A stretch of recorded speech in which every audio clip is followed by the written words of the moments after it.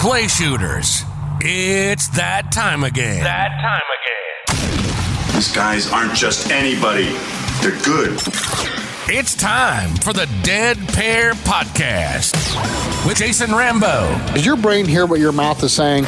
And Sean Alley. He's large and in charge. Here to bring you all things sporting clays, from the ins and outs, tips and tricks, news and gossip from pro shooters, service and industry specialists, coaches, clubs, and more.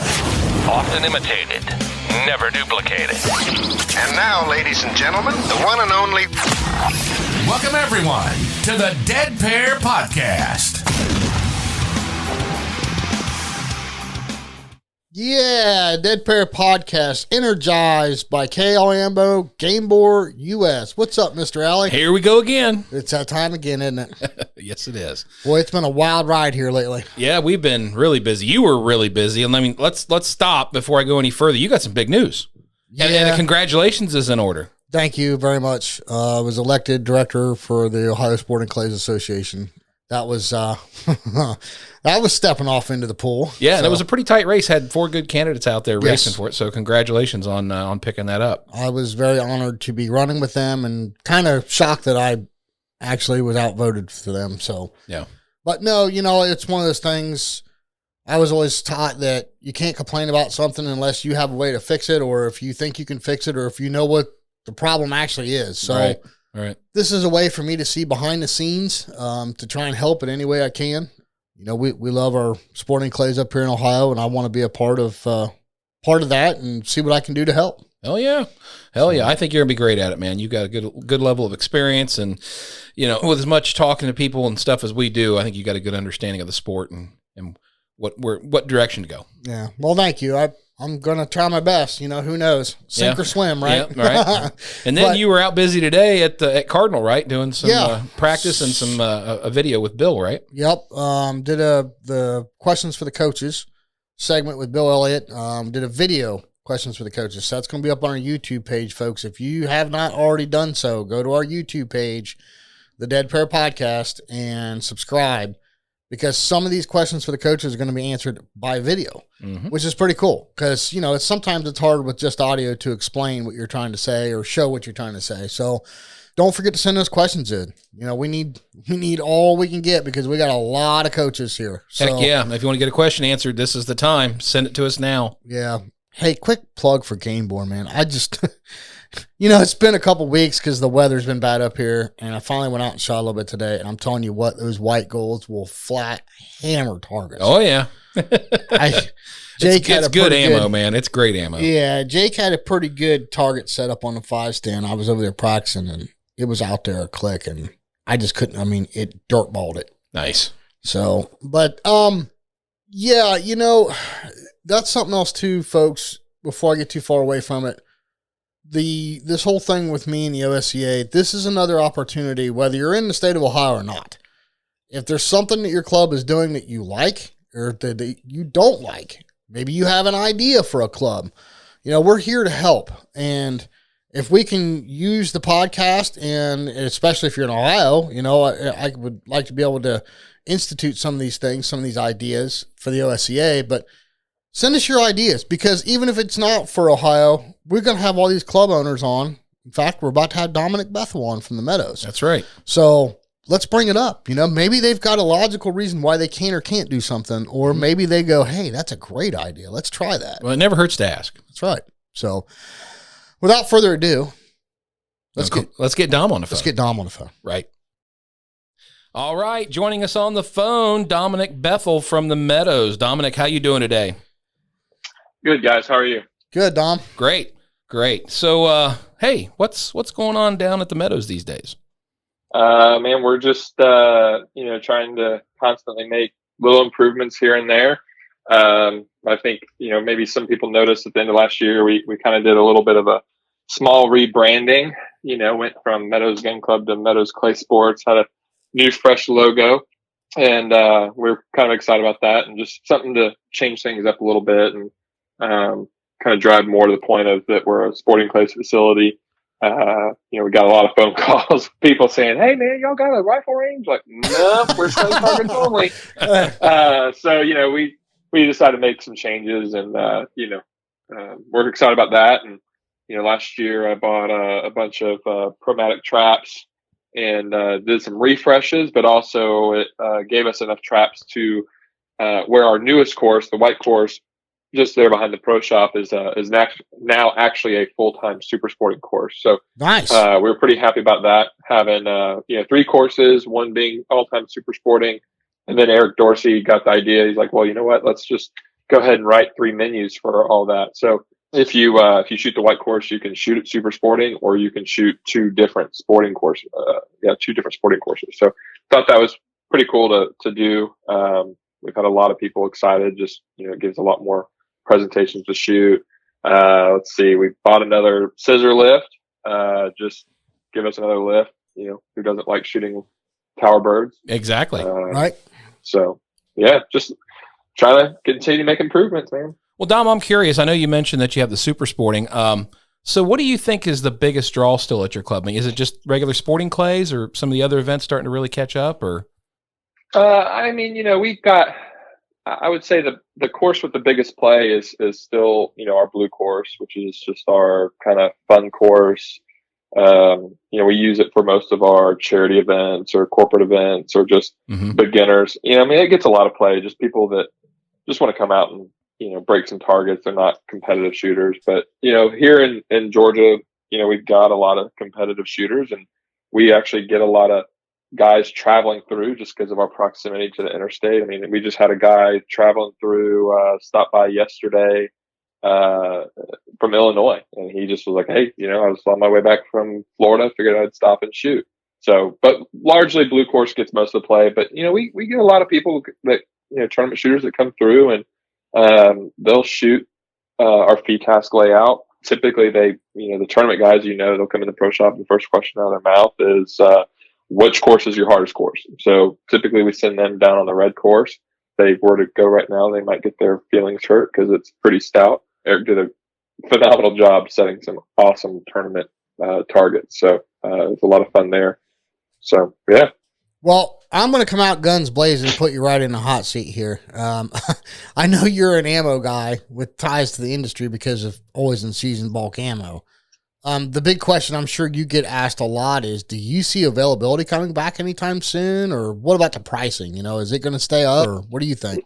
Yeah. So ammo is something that, I think the last time I talked to you guys, last year, and then, I think off of the podcast at Nationals, it's just still something I spend a lot of time with, making sure we're getting it, we're, understanding where it's at, and then just constantly working on getting more. For us, our supply has certainly improved. I would say it's improved to the point where it's enabled us to help other clubs that need it. And so, we get calls occasionally from clubs in Tennessee, South Carolina, Georgia, Florida, just saying, hey, we're really running out. We actually had a club come up just today and get a pallet because they had 0 shells in their entire facility. So our supplies has definitely increased to allow us to not just hoard it, but to, help out other clubs in need. That's great. I would tell you though, like on the downside of our supply is that, that cheap promo load is very elusive, right? We don't see a lot of that. Right. I chase it. I want it. Everybody wants it though. So it's for me, it's hard to get. But we've gotten a great supply from, Game Bore and Winchester, and, RC has definitely helped us a lot, getting it. And those are all considered premium brands. We've just gotten multiple pallets from Game Bore, and I've got multiple pallets on the way. Our tournament shooters love it, right? I mean, we had a tournament last weekend, with the Georgia NWTF, and we had 99 shooters that day, and we kind of let people buy more than just one case, and I think people really snapped up the AA and the Game Board. So, but as far as availability, man, I don't think this is going to get better anytime soon. And think it depends on who you talk to. You're going to get, different answers, but no matter who you talk to, the answers aren't good. They might vary, in how bad they are. Well, in regards to pricing, I was talking to Dwight Lumpkins, and he told me that their cost of shipping has gone up 75% since a year ago. And a lot of that I think is their ocean freight. The ocean freight has killed a lot of the European shells and driven the cost up, quite frankly, right? I mean, they're not going to lose money on freight like that gets passed to the customer. Right. That's just simple, that's just common sense. But yeah, no, it's definitely hurt. And I don't want to. I mean, there's some other pricing things that are going to be factored in here pretty soon. We've just gotten a Winchester price increase for the first of the year, which is common. We expect a price increase for the first of the year, but it stings maybe a little bit more after last year. Last year was the biggest cost increases we saw in ammo in a very long time. Right. It was astronomical. Well, and speaking of that, so let's ask the really big question. In your opinion, is the condition of the high prices and the hard to get issue of the ammo, is that affecting, your club, or is it affecting other clubs? What are you hearing out there? Yeah, I guess, I think it's impacting, certain people for sure. There's a doctor here in North Georgia that, I called him one time and said, man, I'm sorry, I've got ammo, but I'm sorry the price has gone up. And, he said, Dominic, don't worry about it. Shooters are going to shoot. You're going to be fine. You're going to sell plenty of ammo. So I think that's always resonated with me as far as like shooters are going to shoot. People that are in this game, they love this game. They're going to shoot. You might not see them as often, but they're still going to shoot. And so I think that's what we're still going to wait and see, right? I mean, the Meadows is doing great, right? I mean, we've got plenty of customers, coming in the door shooting. I think the full effect of the ammo prices and whatnot have not completely been felt yet. Do you think it'll hinder new shooters though? Because the initial shock of what it's going to cost to shoot around.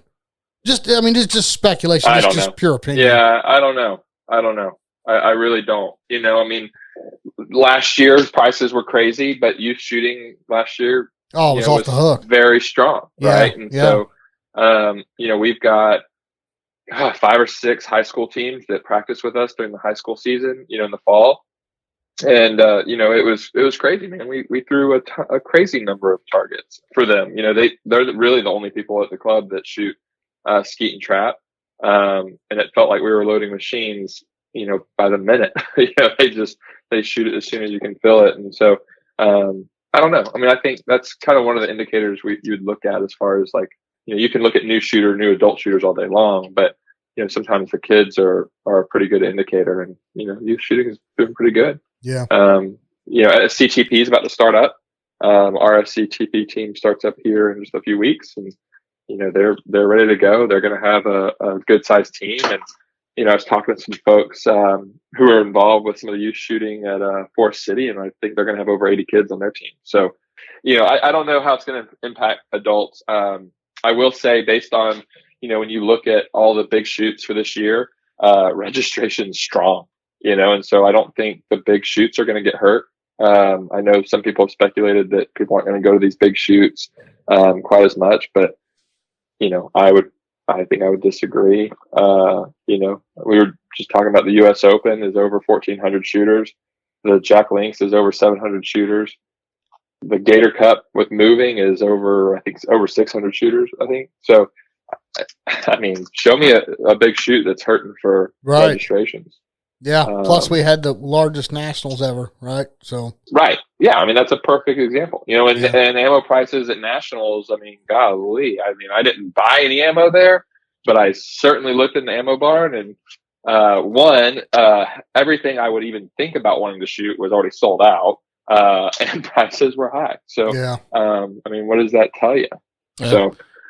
People got to do what they got to do, man. But that's exactly it. And the thing is, like from a club perspective, a lot of as tournament shooters, we're not as connected with the average Joe who clay shoots with his buddies every once in a while, right? Right. I don't think prices are going to necessarily impact them because they're not doing it every day or every week or every month. Like Christmas is always a good time for gun clubs, because you get families together. Maybe they get tired of, sitting indoors, especially here in the South where we don't have snow really, and so they get tired of being stuffed up in the house. They want to get out with the family and do something. They go shoot sporting clays, right. And they're not going to notice necessarily a difference, on average between, $7 a box and $10 a box, or right. $8 a box and $12 a box. Like to them, it's not a big deal because they're only doing it 3 times a year, so I think you have to take that into consideration that, there's a lot of people in this world that shoot clays for fun, but they only do it maybe a few times a year. Yeah, that's true. And then charity events, right? I mean, we had a great year for charity events last year. In fact, I don't know a club that didn't have a good year for charity events last year. I mean, for all accounts, the economy is doing well, and charities did well, and they had to deal with the price increase of ammo and the price increase of everything, but they still had people coming and participating, and I think we had a lot of very happy corporate events and charity events. So I don't think we're suffering right now. Well, that's good. Well, Dom, I tell you what, so speaking of all these shoots, how about giving us a rundown of the bigger shoots you've got going on this year? We're going to start our year as far as, what we would consider a big shoot with the Trident Cup, and we're excited to bring this one back. It's funny how many people talk about the Trident Cup, like it's happened so many times, but there's really only been one Trident Cup.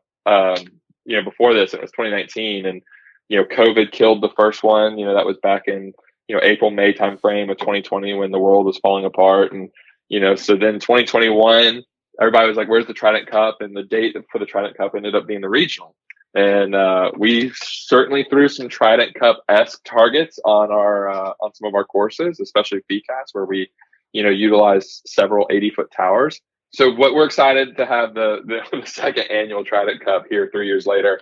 And we're excited for it for a number of reasons. We've kind of reshuffled it, and that it's kind of always an experiment to have one of these, you could call it a boutique shoot to kind of listen to what the shooters want and what they don't want. And, I kind of this year wanted to try some of the Trident Cup to have somewhat more of a laid back big shoot, right? Where, there's not this mad feeling of like, oh man, how am I going to fit in 5 events in 2.5 days? Right. Like I didn't want to do that this time. So we ended up deciding to do, 3 events to make up the Trident Cup, but each one would only be 100 targets so that you're not, breaking them up and having to, run from one to the other or really feel shot out for the day. And I know some people love that, but, I just wanted to be kind of more relaxed atmosphere. Right. So we're kicking it off Friday with a prelim for those that want to shoot a prelim. And then, FETASC and AFS will start on Friday as well. And then we will have, and those will run 3 days, right? And that's really just to give people, the ability to get 100 targets on those events. And we're rolling with something that Casey Chase is calling the Flexi FETASC schedule or Flexi schedule, which basically allows people to shoot 50 one day and 50 other. Again, that's an attempt for us where people can shoot all 3 events in 3 days. Or all 4 events rather in 3 days, but not feel shot out, right? Because you can do it to where you're only shooting 150 targets each day, which I thought some people might appreciate. And we're excited because we are going to have, what people have come to think of as Trident targets. They're going to be big, gnarly targets. I think the big thing is that they're all going to be visible. You can see them. That's the important part. But we're gonna certainly use towers. We're excited this year. We're doing it. We're bringing AFS into the equation. So one of the Trident Cup events will be the AFS Game Board Classic as a part of that tour. This year they're doing it a little bit bigger. Having more tour stops for it. So we're excited to do that again, like we did last year. And we're gonna have a Saturday night dinner. So we will still have a dinner, even though it's not as big of an event. We're still gonna do a dinner. Again, just, something, come out, shoot, have a good time, but not feel like you're rushing to your other events and just have some good time with your buddies. Come to Meadows Gun Club and shoot some good targets. Well, you were telling me, Dominic, when I talked to you earlier, Bear Pelt stepped up huge for this event. You want to go ahead and tell everybody what that's all about? Yeah. So, back last year, I think it was December when they had the finale, right? I saw some photos of our favorite, game board importers wearing these, blazers, game board blazers, and I thought to myself, and it had been discussed. I've heard several people say, hey, it'd be cool if, an event had, a blazer that you won, kind of a unique one-off, Like the something that golf, only the winner could have. like the golf blazer, Yeah, right? Yeah. right. And so that got me thinking. How do you go and get a custom one-off that nobody else can make? And seeing what Bear Pelt did with Game Board and made them those, and I went to Bear Pelt and I just kind of said, "Hey, what do you think of this?" And at first the answer was like, "Oh my God, please don't make us do that. Those are a huge pain in the butt." And I said, "No, I want one, right? I just want one. I just want HOA of the Trident Cup will win this one off, and we're gonna, ideally create this, one-off thing, the one trophy that, can be coveted by sporting clays, and you've got to earn it, right? I mean, the Trident Cup, there's no gimme targets there. Whoever wins it is going to earn it, and it's something they can truly be proud of, right? And so they got on board, and we also, they decided and agreed to, each of the class winners would also get a vest, but it is only going to be HOA that gets the jacket. And, year over year, we want to make it to where, Saturday night dinner encourage the previous winners to wear the jacket. And truthfully, I hope 15, 20 years from now, it's still running strong, and, you've got this, people at dinner wearing jackets, and that they won the Trident Cup. How So cool! It's, How cool is it's that? my attempt to make an event a little prestigious, get some long-term recognition to the people that win it, because I think whoever wins the Trident Cup, man, they deserve to be recognized, because That's very cool. it takes very good shooting to win any event, right? But we want the Trident Cup to stand apart for sure. Heck yeah. That's a cool idea. Seriously. Well, obviously Bear Pelt stepped up big time. Is there any other sponsors for this shoot that you can go ahead and throw out there now? I'm going to admit that I have not done a great job of getting sponsors or vendors yet. So this is a plea. Exposing that on national podcast, international rather. Yes. No, I haven't. I've had my head down with some other things, and trying to get some help Rick out with his U.S. Open. So I haven't really focused on it. It's something I'm going to turn my attention to here shortly, and get some folks in there. But it's definitely something I got to work on. Speaking of the Trident Cup, so you're going to have the Trident Cup. You're going to have FTASC, and you're going to have AFS. So let's talk about some amenities. First of all, what's the closest town to you as far as like hotels and airport, that kind of thing? Yeah. So, people flying in, the best thing to do is just fly into the Atlanta airport. There are other airports in Georgia, but, you'd have to do a layover in Atlanta no matter what. So you're better off just flying into Atlanta, or an hour south, just head straight down I-75. You're going to get to the town of Forsyth. We are in Forsyth. We're just like 3 miles south of Forsyth, and we're about 15 minutes from north of Macon, Georgia. So between Forsyth and Macon, I mean, there's thousands of hotel rooms. I mean, Gotcha. they're just Forsyth, has plenty of hotels for, most of our large events. Okay. And only need to realize, I think Macon, we use Macon hotels for the regional, but we had to with 900 people. But once you get to Forsyth, you stay there. Their hotels are right off the interstate. Hop on the interstate, head south 3 miles, get off at our exit. You turn right, and we're 400 yards off the interstate. Right, so Gotcha. you can't get more accessible than that. Although Anthony Matarese would argue with me, he's closer to an airport. He pointed that out to me not long ago. So we're pretty easy to get to. Plenty of hotels, lots of great restaurants. I mean, in town, we actually have a great pizza joint that actually helps support us, and kind of they ramp up. They love the influx of business when we have big events.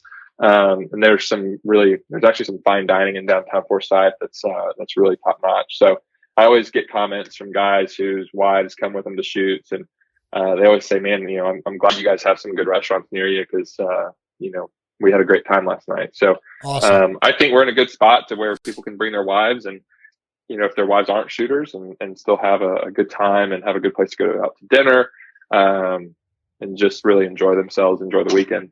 Gotcha.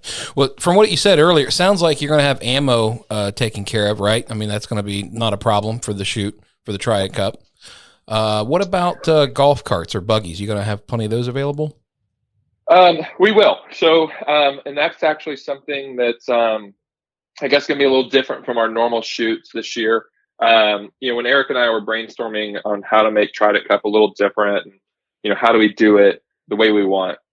One of the things we talked about is like, how do we utilize the main part of the property? And then for those that have come to like our state or the turkey shoot or, the regional, they'll know we use some land across the road. We got a lot over there. But we thought, maybe we don't have to use that. And so we kind of started brainstorming. And so basically the way we'll have the Trident Cup, we will have golf carts if you need them. But for those that maybe just want to, walk it on foot, it'll actually be one of the easier events to do that. So for those that are just, trying to fit this into their schedule, but they're trying to keep costs down a little bit, maybe not rent, a golf cart, they can do it. There's not going to be a huge amount of property to cover, and also, like I said, we're trying to create an event that people aren't feeling rushed from one side of the property to the other, right? Mm-hmm. You'll have time to walk. So we'll have that. We'll have golf carts. We'll have ammo. Like I said, we're going to have a shooter dinner. We'll have lunch vendors. I think it'll be an easy shoot for people to come to and have a good time.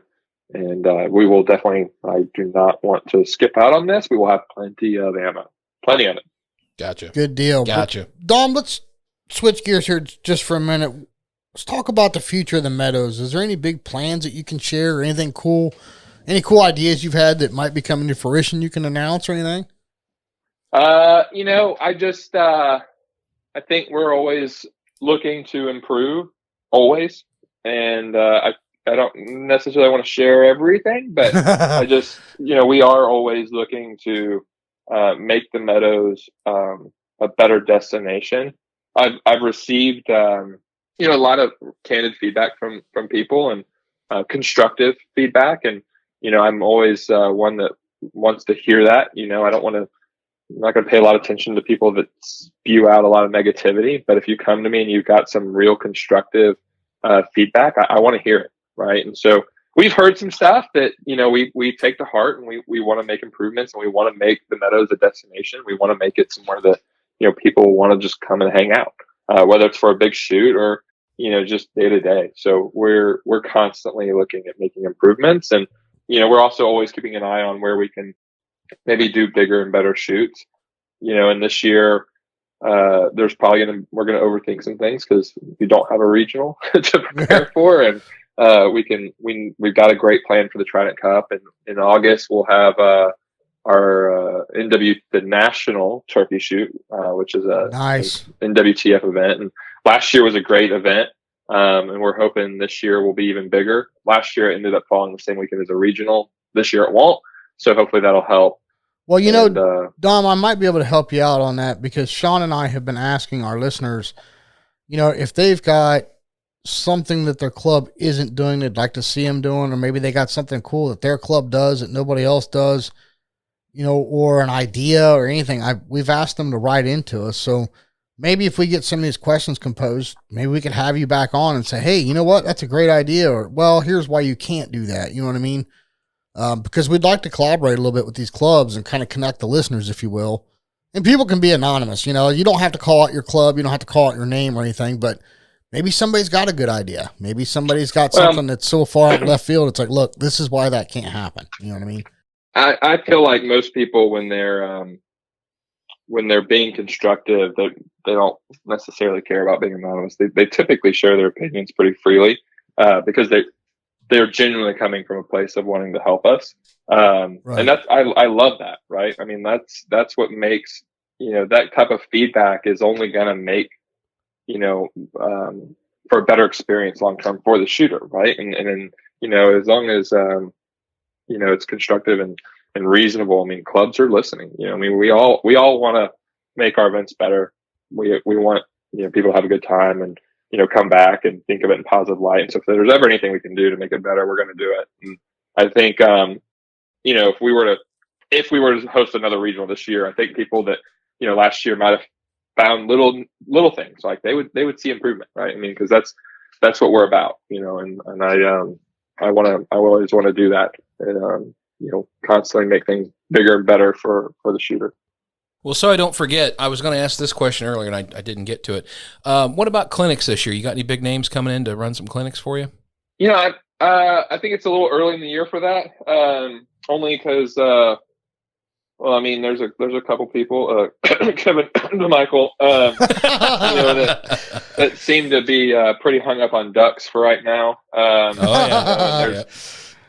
There's some other shooters out there that are kind of in the same boat, and we'll it's still, it's not too cold down here, but it's certainly, a little wintry, and typically we don't see some of those clinics getting organized until a little closer to spring.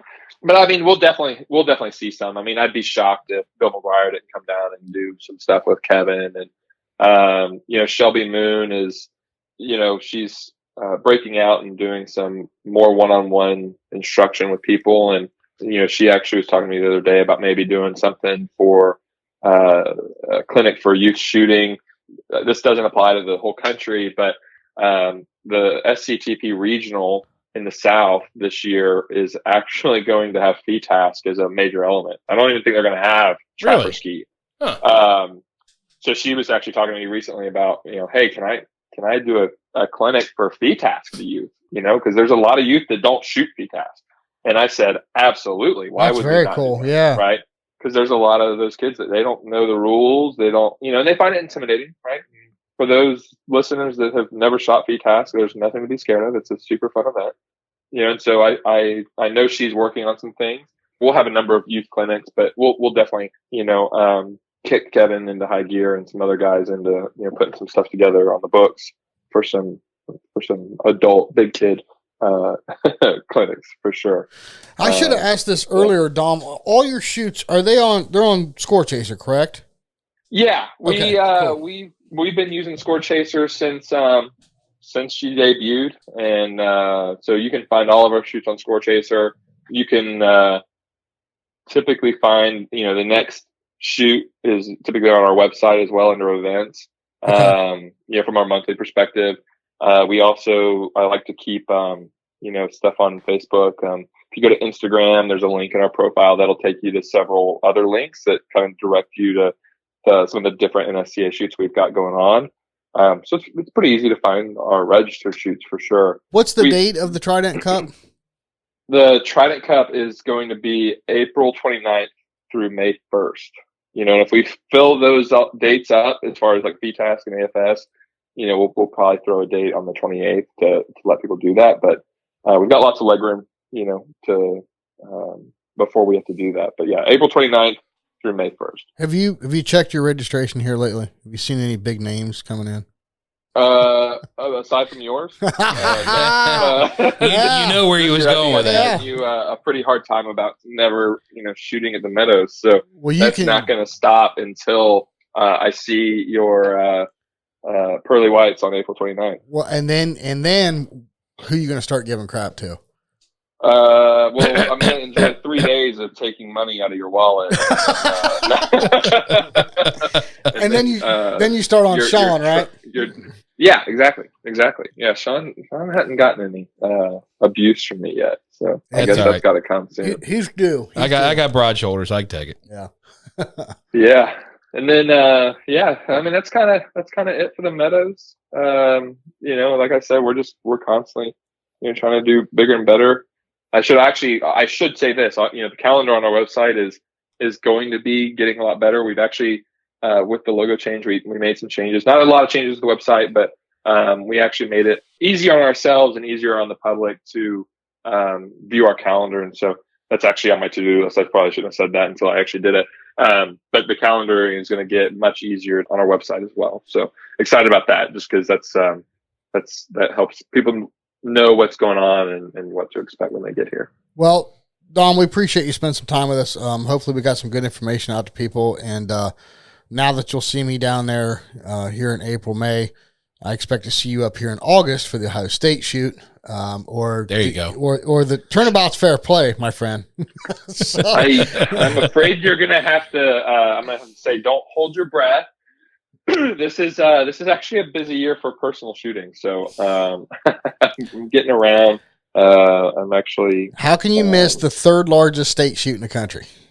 Because I don't want to miss the second largest shoot in the country. Oh, here we go.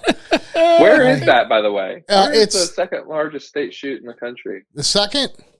Oh, nobody cares. Nobody cares about that. 1 and 3. That's what we're going with here. I hear Big Red Oak is throwing the second largest state shoot in the country this year. I think it's even got a FETASC component to it that's fairly important for the FETASC shooters. There you go. And I don't know. I haven't checked what Texas registration is at for this year, but maybe Georgia's number 1. I don't know. We'll have to see. A little competition there. Mm-hmm. Maybe. Wow. I don't know. Hey, competition's a good thing. Keeps everybody on their toes. Absolutely. Yeah. So, but no, seriously, Dom, thank you again for spending some time with us. If anybody's got any questions for you or anything about the Meadows, where can they go? MeadowsClaySports.com is our website, or they can send an email to info@MeadowsClaySports.com. Anybody and everybody with an email at the club has access to that. So somebody will get back to you as soon as possible and reach out to us anytime. Cool. Well, Dom, it's always great talking to you, man. Can't wait to see you again, and good luck on the 2022 season. Yeah, thank you, guys. Thanks, Dom. Appreciate it. That was awesome talking to Dominic, and now it's time for a quick segment. All right, on the phone with us for this Atlas segment is Paul Wright. What's going on, Paul?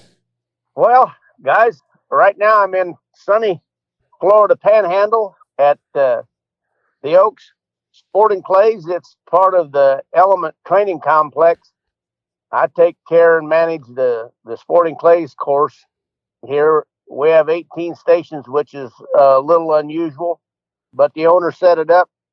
He was a golf fanatic years ago, and he said, well, if it's golf with a shotgun, let's have 18 stations. There you go. That's pretty cool. Okay. Yeah, so when we have a registered event here, it's really kind of interesting. We shoot all 18 stations. We shoot 6 pair on 14 stations and 2 pair on 4 stations. That's neat. Yeah, that's kind of different. That's pretty cool.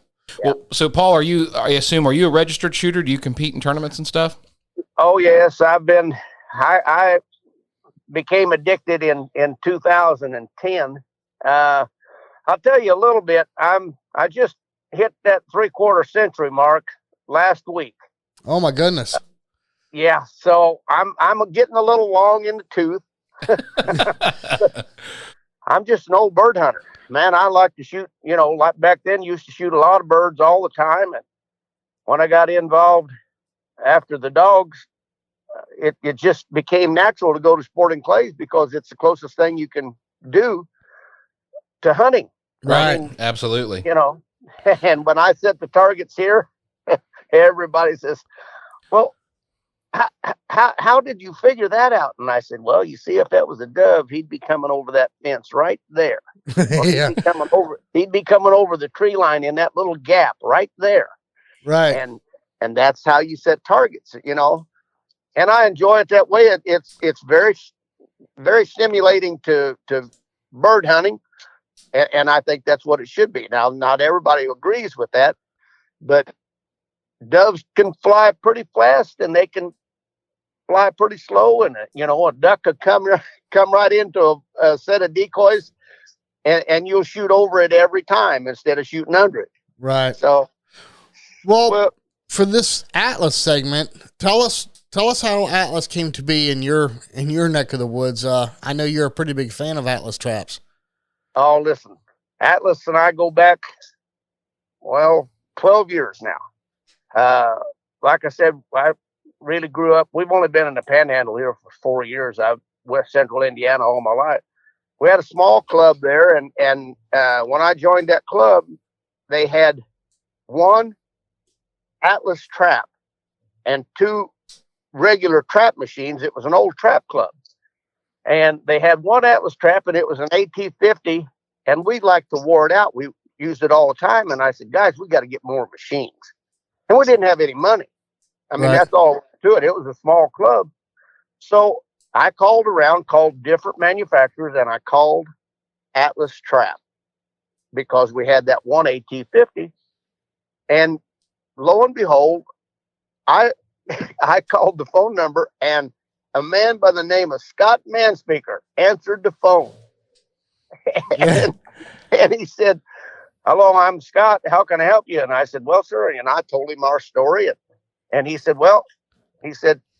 I think I can help you a little bit. What do you want to do? And I said, well, we want to buy one machine because that's all the money we have available. And he said, okay. He said, well, the shipping will be this. And he said, you might think about this. He said, you can ship 2 machines for the same price as you ship one.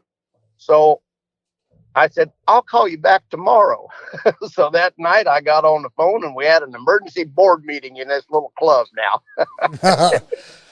And we got our heads together and we decided to buy 2 machines instead of one. So we bought 2 AT-250s, had those shipped in, and I mean, they were just, it was so easy. It was like falling off a log. Huh. So I called at that point in time, it was Mr. Manspeaker, and I didn't know he was the owner. So after we got the machine set up, I called and told him how happy I was. And he said, well, that really makes my day. So I told him that, we were a small club. We helped a 4-H club at that time and a Boy Scout club. And let me tell you, I come from the old school of service and customer relations first. Right. That's first on anything that I like to deal with, because I'm already sold on the product or I wouldn't be calling somebody. So once I'm sold on the product, at that point in time, it's up to the company to live up to my standards. I don't care if it's tiddlywinks. That's the way I look at things. Right. And Scott bent over backward, but I told him we were never going to buy a machine if we didn't have the money to pay for it before we bought it. Right. And we started having small club shoots and fun shoots and stuff. And when we had enough money to buy 2 machines, we bought 2 machines. When I left the club, we had 26 machines and they were all paid for. Wow. All nice. from Atlas Trap. Today, I have 9 Atlas traps that I own myself that I use here. I give some instruction and a little bit of coaching, and I am so sold on Atlas because they're so versatile. Right. I've got 2. Now believe this, guys. I have 2 AT-250s that I have owned since 2010. All right. That's 12 years. That's a long time in the life of a trap machine. Oh yeah. Sure. Yeah. And they're still throwing targets today. And I've got both of them set up that you guys shoot. You know what a fluff target is. Right. Sure. All right. I have those 2 AT-50s set up for fluff targets because I get an awful lot of first time shooters. And then they're ready to progress real quick. Well, right after that, I've got 7. I've got an AT-400 and 6 300s. Nice. Those are the machines that I own personally. So let me ask you this, Paul. You've had your machines for quite a while. If you had to pick a favorite feature, especially of the new Atlas machines, if you had to pick a favorite feature, what would that be? Oh, the 300s and the 400s. I like the 300s a little bit better. They're not quite as heavy, bulk wise, but I like the 300s because they're so versatile. I can turn and adjust the machines to throw left or right, high or low in less than a minute. Right. And the ratchet system for the adjustment is perfect. The ratcheting handles. Yes, sir. And they're so much better than the old way, the old wrenches and screw guns. Right. Right. Yep. So yeah, I can't say enough about Atlas. I'm a firm believer in them, and I've said so publicly on many forums. I don't think you can beat them, and I know you can't beat the customer service. Gotcha. Well, Paul, I'll tell you what, that's some awesome information. So if there was somebody out there on the fence about pulling a trigger on an Atlas trap, what kind of advice would you give them? I would say call Mike Klein, call Paul Wright. I'm easy to find. We're on Score Chaser for our registered events at the Oaks here in the Panhandle. We're a little ways east of Pensacola. But call somebody that has firsthand experience with the machines, because the machines will sell themselves. It's a customer service that is there is no comparisons in my opinion, but firsthand knowledge is always the most valuable. Right. Gotcha. Well, Paul, thank you very much for spending a few minutes with us. We really appreciate it. And I'm sure this is going to be some good information for anybody that's thinking about getting an Atlas trap. Well, guys, listen, I appreciate your time, and I appreciate the Dead Pair podcast, because I listen to you all the time. I was just thrilled to talk to you guys, and I appreciate your time. Awesome. Thank you, Paul. We look forward to talking with you again. We'll let you get back out in the battlefield. All right. See you guys. All Thanks, right. sir. See you, Paul. Bye. Well, what do you think, Sean? Dominic is a great guy, and I think he runs a great club. I mean, what more do you need to say? Yeah. What do you think about these segments we're doing with the sponsors? I think they're really cool. I think a lot of people are enjoying them more so than the cut and dried commercials. Yeah, we've had some really good feedback from it. And it's also nice to talk to different people, just different shooters that are out there, not sponsored shooters, and giving their honest feedback on the products that they're using and how they're helping their game. Absolutely. Hey, we seriously need your questions for the coaches. If you have not already done so, submit your questions. You can remain anonymous. Just go to our website, hit the contact button. It's thedeadpair.com, thedeadpair.com. Hit the contact button. Real easy to get to us.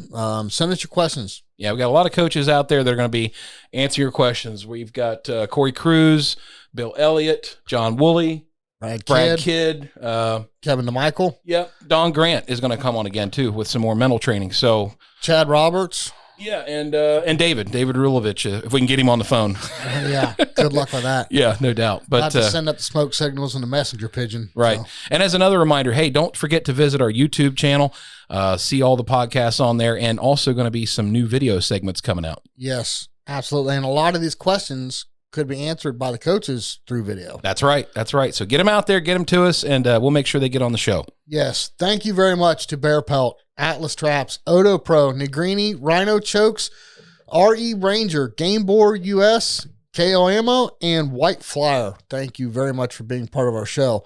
And Sean, until next week. See us back here on the Dead Pair Podcast.